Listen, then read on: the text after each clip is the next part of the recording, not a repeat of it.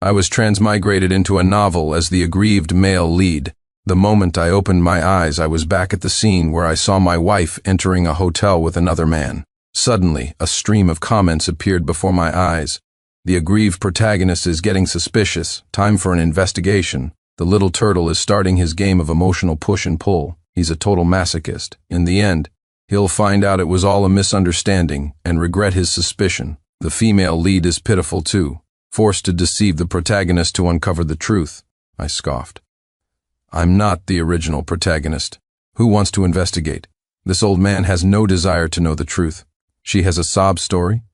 Then why doesn't she just say it?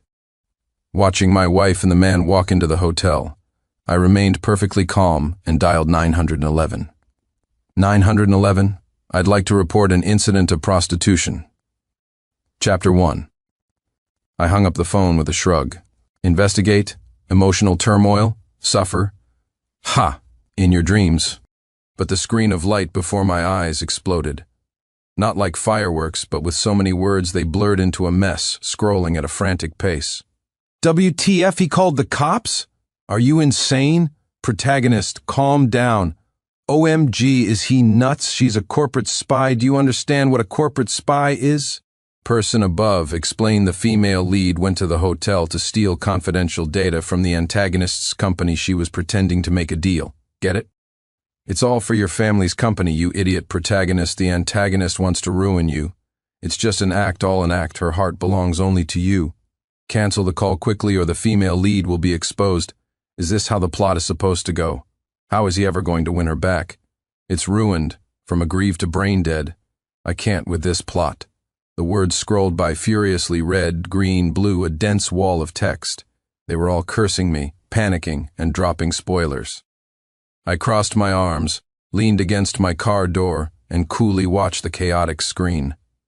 Oh, a corporate spy, stealing data, all an act, for my family's company, for me.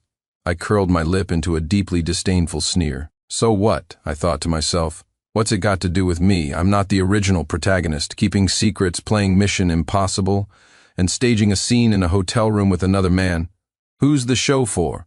For me, the aggrieved protagonist, so I can be torn apart by jealousy, doubt myself, and writhe in agony? She wishes I rolled my eyes and waited downstairs for the police with great interest. Why should I investigate the truth? And then what? Burst into tears, grovel and repent? Feel like I'm less than human for doubting her? Then stage some cheesy soap opera scene where I cry, "Honey, I was wrong, you did it all for me. I'm so moved." Bleck, I made an exaggerated gagging motion. Save it, too much work. I glanced at the still, frenzied barrage of comments, my mind filled with contempt. Stop playing God from your high horse, acting all high and mighty. So what if she has a sob story? Does a sob story give you a license to hurt people? Do I have to play along with her melodrama just because she's suffering, and be grateful for it? I snorted. Who made that rule? You spectators who just love to watch a train wreck. I have only one rule in life: make myself happy. If something makes me unhappy, I don't do it. If someone makes me unhappy, I stay away. If a plot makes me unhappy, I flip the whole damn table. Just as I was thinking this, police sirens wailed in the distance. The sound grew closer and closer. The barrage instantly filled with howls of despair. The cops are really here. It's over, we're toast. Female lead, run, though I know she can't. The protagonist loves her so much, he's just angry right now. He'll definitely regret this later. Protagonist, I hate you. The award for the protagonist who screwed over his wife the most goes to... A commotion erupted at the hotel entrance. Before long, I saw my long-suffering wife, along with that greasy-haired pretty boy, being escorted out by several grim-faced police officers. Victoria Ashton's face was ashen. She looked in my direction, her eyes a chaotic mix of emotions: shock, anger, grievance, and a sliver of incredulous despair. The antagonist, Ethan Vance, just looked dazed and utterly screwed. The barrage went quiet for a second before erupting with even more intensity. OMG, they were actually arrested. Are you happy now, protagonist? The look in the female lead's eyes, my heart is breaking. But for real, the protagonist seems like he genuinely doesn't care. He's still smiling, the devil. I was indeed smiling, quite brightly in fact. I even gave them a little wave and mouthed, "Good show." The police car sped away with a screech of tires. The world was quiet. That screen of light was still putting up a dying struggle. "You don't regret this at all? You're not worried one bit? Your family's company is really going to be finished. The female lead might go to jail." I closed my car door and slammed my foot on the gas. The sports car roared to life and shot forward, leaving the hotel, the trouble, and that noisy screen of light all behind me. Investigate? Suffer? Heartbreak? Whoever wants to star in that show can have it being blissfully single. Now that's the life. Chapter 2. I had just finished drafting the divorce agreement when the police called telling me to pick up Victoria Ashton and take her home. Victoria was standing at the entrance of the police station. Her hair was a bit messy, her face still pale, and her eyes were red as if she'd been crying. When she saw my car, her eyes flickered and she hurried over. I had barely rolled down the window before she gripped the edge, her voice laced with urgency and grievance. "Hubby, let me explain. It's not what you think with Ethan Vance. He's just a business partner. We were discussing a very important project, really, please." Believe me, she spoke quickly, as if afraid I wouldn't listen. Her eyes held that familiar look of panic and pleading. The barrage immediately went wild. Yes, explain quickly. Protagonist, believe her, it's all for your family. He loves her so much he'll definitely forgive her. Look how haggard she is, and it's all for you. The misunderstanding is cleared up. Hug your wife. Please, no more angst." I listened to her explanation with a blank expression, feeling absolutely nothing. In fact, I kind of wanted to laugh. Business partners? Discussing a project by walking into a hotel with your fingers intertwined? That must have been a very in-depth discussion. Are you done?" I asked coolly. Victoria froze, likely not expecting this reaction. She nodded subconsciously. "Well, yes, I'm done." "All right." I nodded, reached into the glove compartment, pulled out a document and shoved it through the window into her hands. "Sign it." Victoria looked down. Her pupils instantly dilated, and her voice cracked. A divorce agreement?" Without even looking at her, I stated flatly, "Sign it, and I'll have my lawyer handle the proceedings with you." "Why?" she shrieked, staring at me in disbelief. "Just because of this misunderstanding today? Didn't I just explain? Misunderstanding?" I snorted, took out my phone, unlocked it, and shoved the screen in her face. On the screen was a crystal-clear image from the hotel's security camera. High definition, uncensored. In the frame, Victoria and that Ethan Vance were walking through the revolving door side by side. The key detail, their hands were clasped, fingers intertwined in a manner that was nothing short of intimate. Victoria even had a hint of a shy smile on her face. An act! What a dedicated performance. Victoria's face went deathly pale in an instant. Her lips trembled and she couldn't utter a single word. She looked even worse than when the police had taken her away. The barrage also went silent for half a second, followed by an even more frantic bombardment. Intertwined fingers? WTF. Does acting really require that much realism? But still, the female lead was doing it for the mission. Can't you be a little more magnanimous, protagonist? It was just an act. Exactly, she did it all to help your family. Have you no conscience? You're hurting her now, but you will be the one crying and begging for her back later. Get ready for the world's most epic apology tour. Let's see how long you can act tough. For God's sake, your family's company really needs that data. I looked at Victoria's bloodless face, then glanced at the indignant, guilt-tripping comments above my head, and found the whole situation utterly ridiculous. Misunderstanding? I pointed at the phone screen. An intertwined fingers misunderstanding? Such a realistic performance? The Oscars owe you two a golden statuette. Victoria clutched the divorce agreement, her knuckles white. Her body trembled slightly and tears finally fell. Her eyes filled with despair and accusation as she looked at me. Too bad it didn't stir a single emotion in me. Contact my lawyer when you've signed. His number is on the document. I pointed to the agreement and continued. As for the assets, we'll follow the agreement. I can't be bothered to fight over it, just sign it quickly. Don't delay my trip to an island to sunbathe. Chapter 3. Victoria clutched the agreement, tears streaming down her face as she stared at me. The barrage was still going. Don't cry. Female lead, he doesn't understand your sacrifice. Jerk, heartless animal. Get ready for the groveling. Just as I was about to hit the gas and escape into blessed silence, another voice cut in oily and feigning sincerity. Mr. Donovan, it's a misunderstanding. Please don't overthink it. Ethan Vance had walked over. He looked earnest, his brows furrowed. A perfect picture of a concerned, mature man. "It's not what you think." He glanced at the weeping Victoria beside him and continued, "Ms. Ashton and I have a purely professional relationship. We were at the hotel today to discuss the details of a very, very important project. We are completely innocent." He paused, then sighed with feigned helplessness. "Perhaps some of our actions caused a misunderstanding, and for that I apologize, but it was all for work. It would be a shame if it damaged your marriage." Listen to that, what a master of words. The barrage immediately chimed in. "Look at how magnanimous Mr. Vance is. Protagonist, you should learn from him. That's what you call class. Mr. Vance has explained it all. Protagonist, just take the olive branch. Female lead, back him up," as if grasping a lifeline. Victoria nodded frantically. Yes, Mr. Vance is right, hubby. It was really for work. The project is almost complete. It's very important to the group work." "A project?" I leaned back in my seat, watching this pair of star-crossed lovers perform their duet in front of my car. The plot from the original novel, which I'd read before transmigrating, flashed through my mind. Ethan Vance knew from the very beginning that Victoria was a corporate spy. He was simply playing a game of cat and mouse. He was deliberately stringing Victoria along, giving her just enough to keep her hooked, without ever letting her get the real data. Every so-called in-depth discussion was a carefully designed trap, intended to deepen the misunderstanding of me, the aggrieved protagonist, drive a wedge between us, and ultimately destroy Donovan Corp so he could reap the benefits sacrifice. A sob story? A pair of con artists, one a self-righteous fool, the other a snake in the grass, looking at Ethan's utterly hypocritical face, listening to his seemingly sincere but actually inflammatory bullshit. I smiled. An explanation? Emotional turmoil?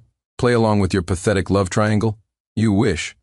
The aggrieved protagonist in the original novel believed their lies time and again, launching investigation after investigation. He was tormented and miserable, a spineless wimp who barely resembled a man. But I'm not the original protagonist. I shoved the car door open, the movement so fast it created a gust of wind. Before anyone could react, I grabbed a handful of the front of Ethan Vance's expensive-looking suit. "You, huh?" The fake smile on Ethan's face instantly froze, replaced by astonishment. "Sincere, what are you doing?" Victoria shrieked. The barrage exploded. "WTF, what's the protagonist doing? Is he going to hit him? That's going too far. Calm down, man. This is a civilized society. It's over. It's over. The plot is completely out of control." I ignored them completely, dragging Ethan like a sack of garbage straight into a quiet, deserted alley next to the police station. "Sincere, are you crazy? Let me go." Ethan finally sensed the danger and began to struggle, his voice cracking. Victoria tried to follow, but a single icy glare from me pinned her to the spot. In the alley, I released his collar, cracked my knuckles, and swung a fist thwack. It landed squarely on his prized, handsome face. "Ah," Ethan cried out, stumbling back while clutching his face. Blood gushed from his nose instantly. The barrage went nuts. He hit him. He actually hit him. WTF, the protagonist is unhinged. Good hit, whispering, "Don't say that assault is illegal." I lunged forward, delivering a vicious kick to his stomach. Oof, Ethan doubled over like a shrimp, nearly vomiting up his breakfast. He couldn't even scream anymore, only managing pained grunts. Snot and tears smeared across his face, erasing any trace of the elite gentleman from moments before. "Misunderstanding?" I slammed him to the ground like a broken duffel bag and looked down at him, curled up like a dying maggot. "Me hitting you is also a misunderstanding right now. I can't stand the sight of you, so I want to beat you up. This is for your own good, too. Get it?" I crouched down, patting his face, now covered in dust and blood. My voice was low but crystal clear. "Victoria, I don't want her anymore. She's all yours, but from now on you'd better not show your face around me." I leaned close to his ear and added in a sinister whisper, "I see you, I hit you. Every single time. I'll even book you a year-long, very important person bed at the hospital. Understand?" Ethan was trembling like a leaf, his eyes filled with nothing but terror. He scrambled backward, nodding frantically, unable to speak. I stood up, shook my slightly numb hand, and straightened my perfectly neat collar. I walked out of the alley. Victoria stood there, her hands covering her mouth, her eyes wide as saucers. She looked at me with a mixture of unfamiliarity and fear, as if she were seeing me for the first time. The barrage had completely crashed, a blank screen. After a few seconds, a few stray comments drifted by. Holy crap. Violent aesthetics?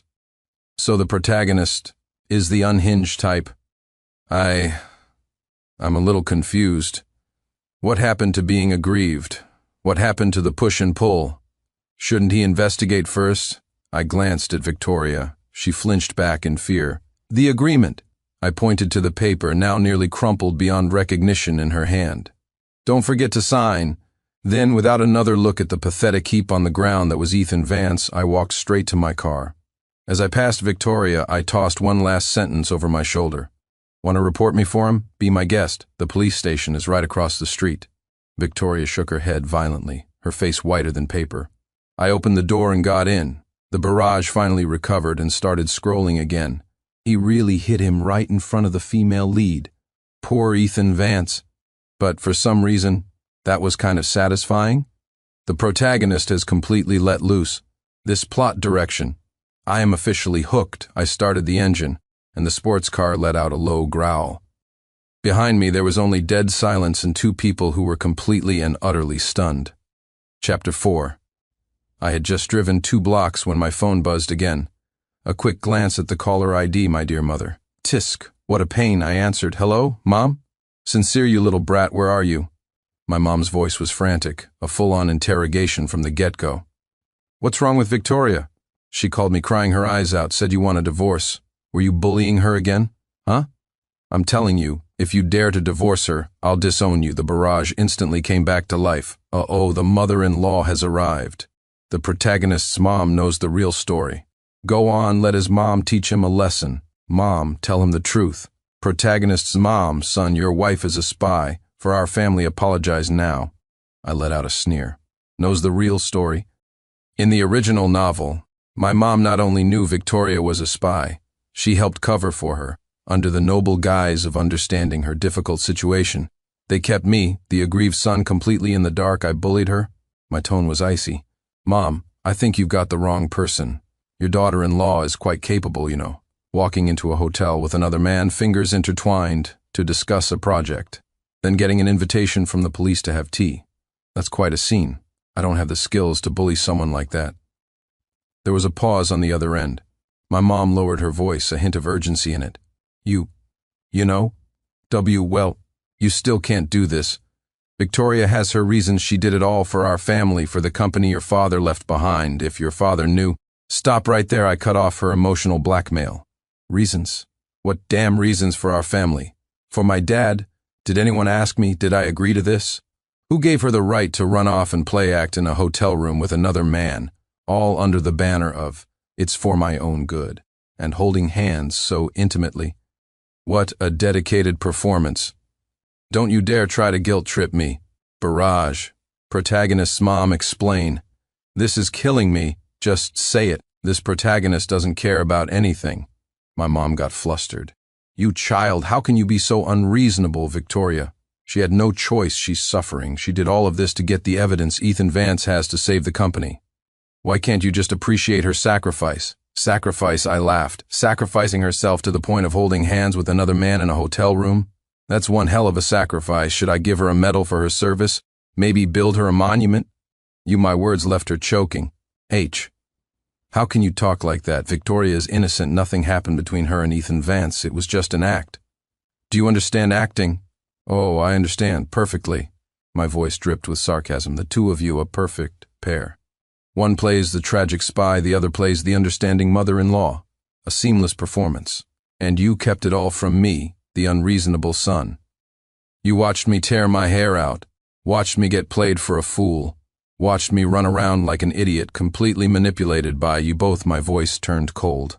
Mom, you lied to your own son for a daughter-in-law. Your motherly love is truly profound. The other end of the line went completely silent. All I could hear was heavy breathing.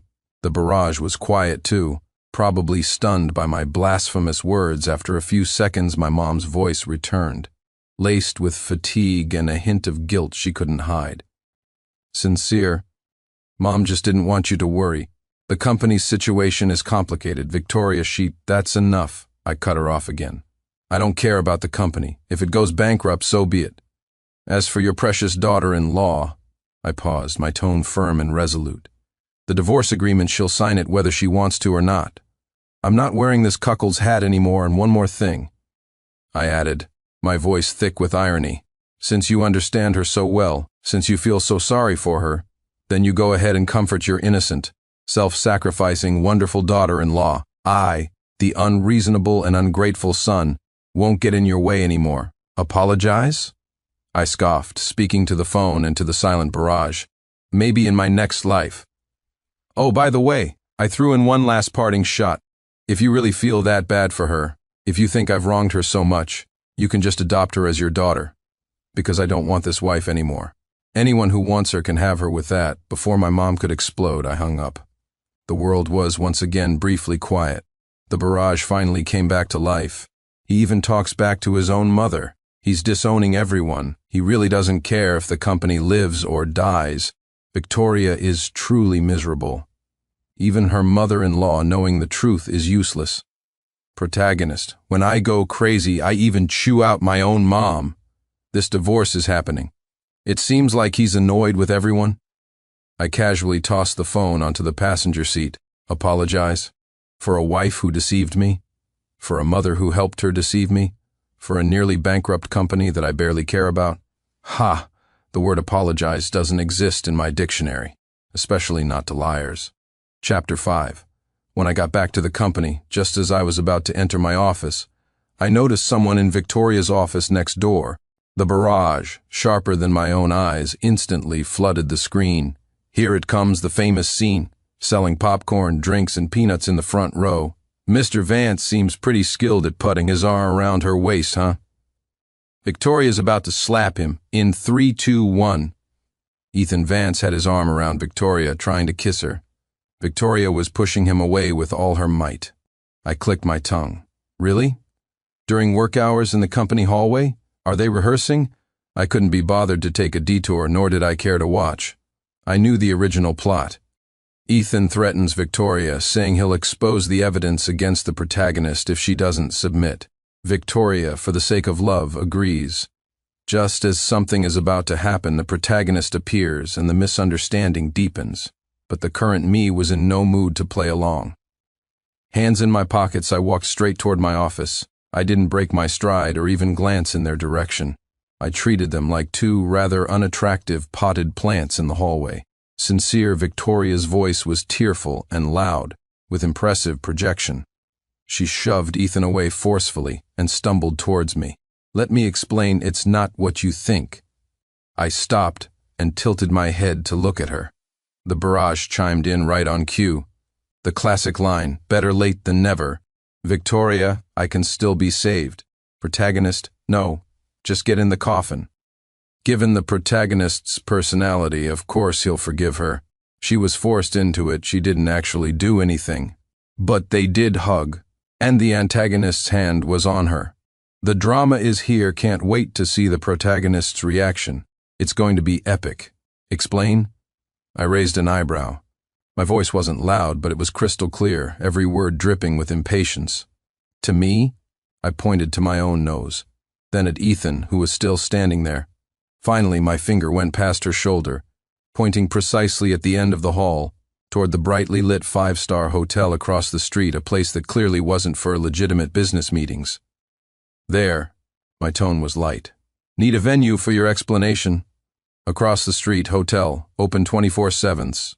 Rooms by the hour, king-size beds, presidential suites, they have it all." I even managed a smile, one that couldn't have been more fake. "You probably get a discount if you use Mr. Vance's name, right? If not, I'm sure Mr. Vance's credit card will work just fine." As I spoke, I flicked my finger, as if flicking away a piece of dust. I didn't have a card in my hand, but the gesture was perfect. That was like him flicking one of those sleazy hotel business cards. "Use Mr. Vance's name for a discount. Who is he dissing here?" "Protagonist, I've even picked out the spot for you two. Aren't I thoughtful?" Victoria's face went white in a flash. She was so stunned she forgot to cry, probably out of rage. Her lips trembled as she tried to speak, but nothing came out. Ethan's face darkened, his eyes fixed on me with a sinister glare. "A workplace." I dropped the fake smile, my tone as cold as ice chips as I pointed to the polished floor. "Is for making money. It's not a stage for your little embraces. My gaze swept over them both, finally landing on Victoria's face, which was etched with grievance and disbelief. If you're really that thirsty, find another place. Don't dirty the company's floor. With that, I turned and walked away without a hint of hesitation, my steps long and steady. Damn vicious, so vicious, a critical hit to the soul. The female lead's health bar is empty. Mr. Vance, I feel personally attacked. Protagonist, precision strike, no survivors. The moment I got back to my office, my assistant, Peter Collins, rushed over, clutching a document. His face was paler than the paper. Mr. Donovan, he stammered. You have to see this. I took the document, glanced at it, and almost laughed out loud. It read in bold letters, Sincere Donovan, you have been stripped of all your shares and will no longer hold any position in this company, effective immediately. If you do not apologize to Victoria Ashton, you will be expelled from the company. Ha! My mother certainly works fast. I casually tossed the document aside and patted Peter's shoulder.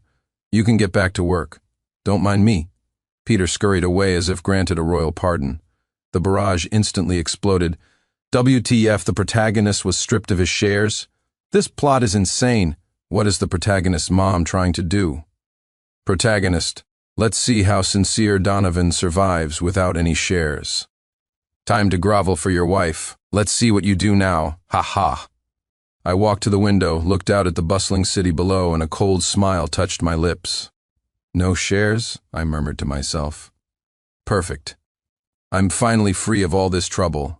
I have knowledge, a degree, and experience. Most importantly, I still have my father's inheritance chase after my wife. Like hell I will. Chapter 6. As I was leaving my office, I saw the two of them still arguing, so I paused.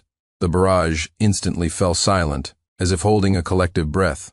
Oh, by the way, I slowly turned back, my gaze fixed on Ethan Vance's face. I strode toward him, my leather shoes clicking sharply on the marble floor like a death knell. Ethan's back was against the wall, his Adam's apple bobbing as sweat broke out on his forehead. The barrage began to predict the outcome. Danger, Mr. Vance, run! The protagonist's expression is terrifying. Is someone about to die? I stopped 3 feet away from him and tilted my head with a smile. Mr. Vance, is your memory failing you? What did I say last time? My left hand slowly undid my cufflink, while my right hand was already rotating at the wrist. Ethan's lips trembled. Mr. Donovan, it was a misunder. See you once, beat you once. I cut him off and suddenly launched a sweeping kick thud. My size 10 leather shoe connected precisely with his stomach, the force sending him flying back 6 feet. Ethan crashed into the water cooler with a loud bang. The large water jug rolled away as he curled up on the floor, coughing his lungs out. The barrage exploded like fireworks. Holy crap, a flying kick! Mr. Vance, am I a fucking punching bag? Has the protagonist unlocked a new violent aesthetic? I stepped over the puddle of water, crouched down, and patted his face, which was now swollen like a pig's head. Your very important person hospital bed is waiting. Neurology and proctology. I'll get you the full package deal. As I stood up, I swiped the Maserati keys from his pocket and tossed them to the stunned receptionist, Jessica Miller. Move this car. If he ever parks in our lot again, call a tow truck company directly. The barrage was dying of laughter, adding insult to injury. Mr. Vance just got stripped down to his underwear, ha ha ha. I whistled as I entered the elevator, Victoria's tearful shriek echoing behind me. Hubby let me explain just as the elevator doors closed. I gave them a friendly international hand gesture.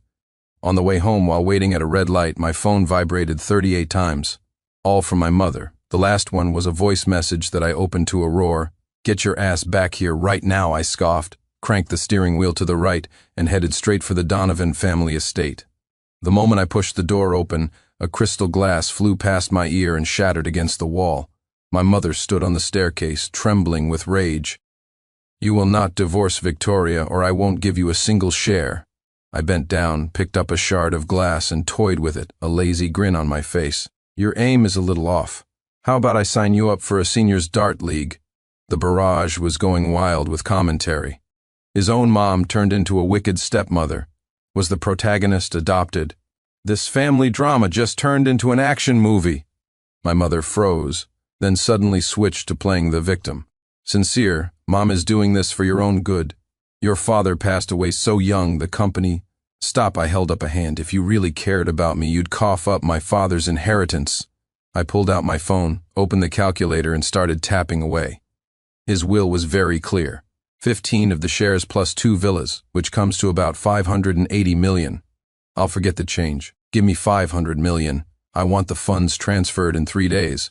My mother stared at me as if she'd seen a ghost. The barrage was shocked. Damn, he's a math whiz, a son collecting a debt from his own mother, live. Mrs. Donovan's CPU just fried. Taking advantage of her stunned silence, I grabbed a set of car keys from the entryway and headed out. At the door, I turned back with a wide grin. If you don't pay, that's fine too. I'll be back tomorrow with 8 lawyers. Let's see if that's enough to dig up all the dirt on your precious daughter-in-law. The barrage was in an absolute frenzy. The counterattack. Mother and son are now enemies. This plot is more thrilling than a roller coaster. As the sports car roared out of the Donovan estate, the rearview mirror reflected the image of my mother collapsing onto the steps. I rolled down the window, and the night wind rushed in, carrying the scent of freedom. A prophetic comment suddenly floated across the barrage. Waiting for the protagonist to start his own company and crush his old one. I glanced at it, a smirk playing on my lips as I floored the accelerator. Crush my old company? Boring. I have neither the time nor the inclination to get entangled with these troublesome people and their messes. Chapter 7. In the airport's very important person lounge, I held my passport in one hand and scrolled through photos of an island villa on my phone. Of course, my mother didn't give me the 500 million, but the savings in my personal accounts over the years were more than enough for me to live comfortably for the rest of my life. The barrage, however, was buzzing. Is the protagonist really bailing? Donovan Corp is doomed. Where's Victoria? Go after him. The thought had barely crossed my mind when the frantic click-clack of high heels echoed behind me, sounding like a death march. Victoria, her hair disheveled, rushed up to me, out of breath. She grabbed my arm, her nails digging into my flesh. Sincere, don't go, her chest heaved, and her eyes were as red as a rabbit's. I'll tell you everything. The barrage hit a fever pitch. She's finally going to confess. Protagonist, listen, there's a hidden story. The wife chasing crematorium countdown begins. I slowly pulled my arm away and tapped my phone screen, pausing the image of the blue sea and white sand. Talk. You have 30 seconds. My boarding call is about to start. Victoria was taken aback, then began speaking at the speed of a machine gun. I'm a corporate spy. The Vance family sent me to get close to you. They wanted to destroy Donovan Corp, but after I married you, I fell in love with you, I really did. Tears streamed down her face. The Vances had dirt on Dad. Some non-compliant dealings from years ago. I got close to Ethan to try and steal the evidence. I thought he was stupid and easy to fool, but he played me. The hotel was an act. It was all for you. For this family. She finished in one breath, staring at me intently, like a prisoner awaiting a pardon. The barrage was scrolling furiously. WTF, a huge plot twist. So the female lead really did have a sob story. Protagonist, hug her, forgive her. Get ready for the reunion, cue the confetti. I listened quietly, nodded, my expression as neutral as if I'd just heard a weather forecast. Then I took out my boarding pass and checked the time. Oh, you're done? Victoria was stunned. Did you understand? I understand. I cut her off, stuffed my phone back in my pocket and said flatly, spy falls in love with her target. Very inspiring. However, I held up my hands. Donovan Corp, it has nothing to do with me anymore. Shares are gone, job is gone, and my mother treats me like I don't exist. I tilted my chin towards the security gate. As for that so-called evidence, I let out a sneer. Take it or don't, I don't care. Whether Donovan Corp collapses or not is now my mother's and your boss Ethan's headache, not mine. The barrage stalled. That's it? He really doesn't care? He's abandoning Donovan Corp just like that? Victoria was completely dumbfounded, her lips trembling. You don't care about your parents' life's work? You don't care? Care? I looked at her as if she'd told the world's greatest joke. My mother adores you. She gave you the shares. My father's life's work? Oh, I'm currently suing my mother for my inheritance. 500 million is enough for me to lounge around for 10 lifetimes. I patted her rigid shoulder, my smile bright. So, Miss Ashton, Keep up the good work. I wish you success in destroying the Vance family and becoming a legendary female spy. Oh wait, a business legend. The barrage went completely insane, adding insult to injury. X10,086. Protagonist, let me just mock my ex-wife's dreams. Victoria's expression is cracking. Ha ha ha. Winning her back? Not happening. He burned that bridge and salted the earth. The boarding call announced my flight. I turned with a flourish and waved over my shoulder without looking back. Gotta go. Oh, by the way, I paused for a final blow. Next time you want to stage a melodrama, pick a time when I'm not catching a flight. This schedule is just too tight. The barrage exploded. He really left without a second glance. Victoria, did I just confess to a brick wall? The most hardcore protagonist in history, the Vance's Donovan Corp, were about to be destroyed. Protagonist, oh. I passed through security and tucked my boarding pass into my pocket. The sunlight at the end of the jet bridge was blinding, like an entrance to a new world. A final comment drifted across the screen. Warning, the island getaway chapter is now loading. I smirked. Finally, some peace and quiet. Chapter 8.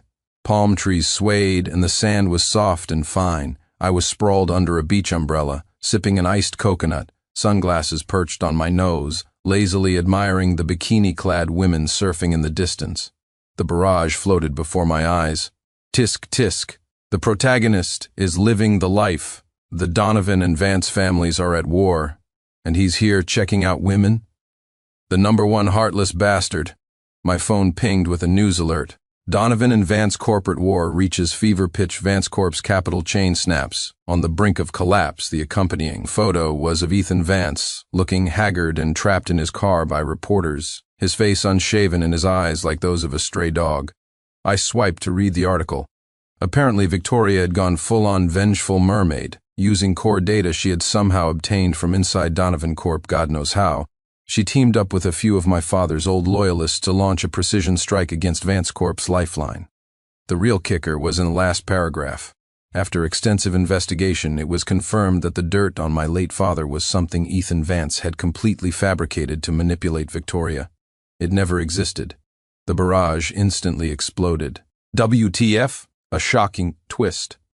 So Victoria was played for a complete fool by that dog Ethan.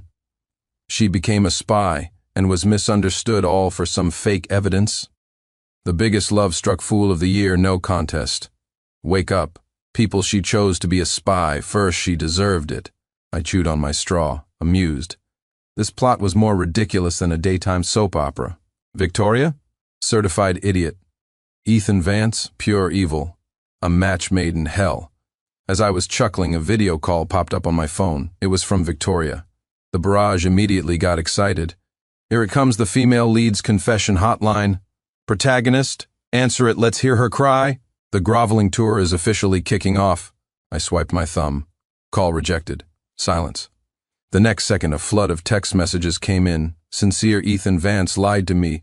There was no evidence. Everything I did has become a joke. The Donovan family. It's taken a huge hit because of me, too. I was wrong. I was so wrong. Where are you? Can we start over? Every word dripped with blood, every sentence with despair. The barrage was in a frenzy. A late confession is worth less than dirt.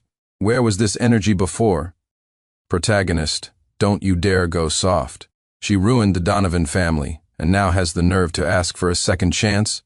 I typed out a reply with one hand, slowly, key by key. Oh, noted. Start over? With you? Or with the mess at Donovan Corp? No thanks. Enjoy your revenge. After sending, I blocked her number. The world was quiet once again. The barrage was split between cheers and jeers. Ha ha ha, protagonist, don't touch me. Well done. That's too cold. Look how miserable she is. Miserable. She brought it on herself. Protagonist, you guys fight your war. I'll watch the pretty ladies. We don't have to bother each other. It's perfect. I tossed my phone into the sand, rolled over onto my stomach, and snapped my fingers at a blonde waitress. Another mojito, please. Double the rum. The sun warmed my back, and the sound of the waves was hypnotic. Blue skies, blue sea, and zero problems. Another comment floated by. The ultimate winner, the slacker king on the island. I closed my eyes and let out a contented hum. Winner or not, I didn't know. But one thing was for sure. Not being aggrieved felt damn good. Chapter 9. I was chewing on a straw, watching a blonde beauty teach me surfing hand signals, not that I had any intention of learning, when my phone vibrated. The barrage floated by. Incoming call from Mrs. Donovan. Warning, high energy ahead. Is this the scene where his mom admits she was wrong? I glanced down. It really was my mother. I answered lazily. Hello? The sharp, critical tone was gone from the other end. Her voice was hoarse, urgent, and tinged with tears. Sincere? Mom was wrong. I was so foolish, she sobbed. Please come back. The Donovan family can't hold on much longer. You're the only one who can save us. The barrage instantly blew up. She's finally admitting defeat. A little late for that. She's only bowing down for the company. Protagonist, say yes, time for your triumphant return. I shifted into a more comfortable lounging position, the straw making a loud slurping sound. Oh? Wrong about what exactly? My mother choked for a second and rushed to say, I shouldn't have believed Victoria. I shouldn't have been biased towards her. I shouldn't have said those harsh things and threatened to disown you. The words tumbled out. I was just angry. You can't take angry words seriously, can you? You'll always be my son, the sole heir of the Donovan family. Angry words? I let out a sneer. It wasn't loud, but it was crystal clear and dripping with mockery. Not to be taken seriously? The barrage issued a warning. Here it comes, the verbal smackdown is on its way. His own mom is about to get wrecked. Nuclear launch detected. I spoke slowly. Mom, your angry words are quite valuable, you know. I counted on my fingers. One word, and my shares disappeared. A second, and my job was gone. A third, and you told me to get lost and stay out of your sight. A fourth, and you said you didn't have a son anymore. I paused, my smile turning colder. So your angry words are basically legally binding company directives, stamped and effective immediately, more powerful than a last will and testament. The other end of the line went silent. The barrage exploded. Ha ha ha, soul-crushing question. His mom, I have no rebuttal. Protagonist, master of logic, the karma came back faster than a hurricane. I continued my assault. Oh, right. Your angry words also had a bonus effect. They successfully made my innocent, self-sacrificing, wonderful wife the captain of Donovan Corp's sinking ship. Your words have the destructive power of a nuclear bomb. My mother was completely speechless, only her heavy breathing coming through the phone. She must have been green with rage. The barrage was in hysterics. A nuclear-level metaphor. Mrs. Donovan, I planted this mine myself. Victoria, who the hell wants to be captain of this sinking ship? So you see, Mom, my tone was light. I took your angry words very seriously. So seriously that I calculated my father's $580 million inheritance down to the last cent. And now you're telling me those words don't count? I scoffed. A little late, don't you think? You can't spill water and you can't mend a broken mirror. The words you threw out can't be taken back. I delivered my final verdict, hammering the nail in the coffin. You go ahead and stick with your precious daughter-in-law and your sinking ship, and I'll continue enjoying my sun, sand, waves, and cacti. I blew a sarcastic whistle into the phone. As for saving Donovan Corp, whoever made the mess can clean it up. Bye now, Sincere, don't hang up, Mom, really, she shrieked. I pressed my thumb down, call ended. Then I blocked her number. The motion was smooth and practiced. The world was quiet again. There was only the sound of the waves and a celebratory barrage. KO, the mother is utterly defeated. Protagonist, the damage isn't lethal, but the humiliation is off the charts. Mrs. Donovan, I regret everything. This mother-son relationship isn't even plastic, it's made of paper. The slacker king of the island, do not disturb. Busy vacationing. I shoved my phone into the pocket of my swim trunks and waved at the blonde beauty in the distance, signaling for her to make her movements bigger. The sun was perfect, the coconut was sweet, the Donovan family, let it burn. What's it got to do with me? Chapter 10. The island sun was so warm it felt like it was melting my bones. I was sprawled on a lounge chair by the pool, sunglasses covering my face, listening to the waves and contemplating whether to have lobster or grilled fish for lunch. The barrage was making its presence known, as usual. It's been a month. Is the protagonist really just going to retire here? Donovan Corp went bankrupt. The Vance family is finished too. Heard Victoria's on the verge of a breakdown, looking for someone everywhere. Who? The protagonist? She's just looking for more punishment, right? As if he'd talk to her. The thought had barely crossed my mind when the pool's gate slammed open with a loud clang. A figure rushed in, high heels clicking on the tiles, heading straight for me. I didn't need to see her face. That stumbling, desperate energy could only belong to Victoria. The barrage instantly perked up. WTF, she actually found him. The final boss of the island chapter has appeared. The wife-chasing crematorium has now reached the incineration stage. She stopped in front of my lounge chair, blocking my precious sunlight. I slowly slid my sunglasses down my nose a bit to look at her. Wow. She was painfully thin, her eyes sunken, her hair like dry straw. Not a trace of the pristine beauty she once was. She looked like a refugee. Sincere, her voice was hoarse and tearful. She dropped to her knees beside my chair with a thud, her hand reaching for my arm. "I finally found you. I was wrong. I was so wrong. Please, can you forgive me?" Tears flowed from Victoria's eyes like a broken faucet. "I love you from beginning to end. I've only ever loved you." The barrage split into factions. A late confession. Now she says she loves him. Where was this before? Protagonist, go soft on her. Look at the state she's in. Soft my ass. Those are crocodile tears. I dodged her hand, not wanting to get snot on me, and pushed my sunglasses back up. "Oh, you love me? That's some deep love you've got there." My tone was flat. Victoria nodded vigorously as if grasping a lifeline. Yes, I admit it was fake at the start, but it became real. I swear I never did anything to betray you. I really didn't." Her eyes were desperate as she tried to prove her innocence. Comments floated by. True, she was physically faithful. Even if nothing happened, she still agreed to his terms. Does holding hands and hugging count? Never did anything to betray me? I repeated her words, then suddenly smiled. I took my sunglasses off completely, sat up and looked down at her. "What about holding hands? Does that count?" Victoria froze. That was for the act. What about the hug?" I continued, my lips smiling but my eyes cold. "Was that also part of the act? An act for who? For me, your aggrieved husband?" Her face paled, her lips trembling. It was for the mission. Oh, I drew out the word as if I'd just had a great revelation. For the mission. A very convincing performance. I leaned forward, closing in on her tear-streaked face.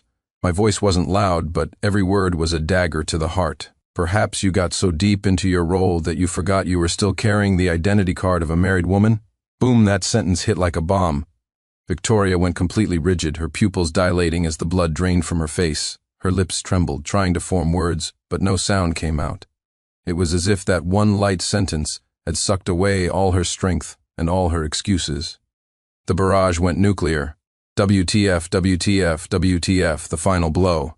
A married woman identity card. The protagonist is a master of twisting the knife. Victoria, CPU is melted. A soul-crushing question completely unblockable. It was an act is an excuse. Forgetting your identity is the original sin brilliant. Dead silence. There was only the sound of the waves and the rustling of palm leaves in the wind. Victoria sat slumped on the ground like a deflated balloon, her eyes empty. She had even forgotten to cry. After a long moment, she found her voice again, a desperate, sobbing whisper. Give me one more chance, just one last chance. I'm begging you." She was humbled to the dust. The barrage started up again. Will he give it to her? My heart is softening for a second. Don't do it, protagonist. Stay strong. I looked at this woman once proud, manipulative, and now as lowly as dust and felt nothing. If anything, she was a bit noisy. I lay back down, put my sunglasses on, and slurped the last of my coconut juice with a loud slurp. Spilled water can't be gathered. I spat out the words, crisp and final like tossing a stone. Victoria's body jolted. Victoria! My voice came out muffled from behind the sunglasses, but it was clear enough. Let's not talk about love. It's nauseating to listen to. I paused, then added the final line, the definitive conclusion to this entire drama. Nobody lives for some stupid thing like love these days. Isn't it exhausting? The barrage went absolutely wild.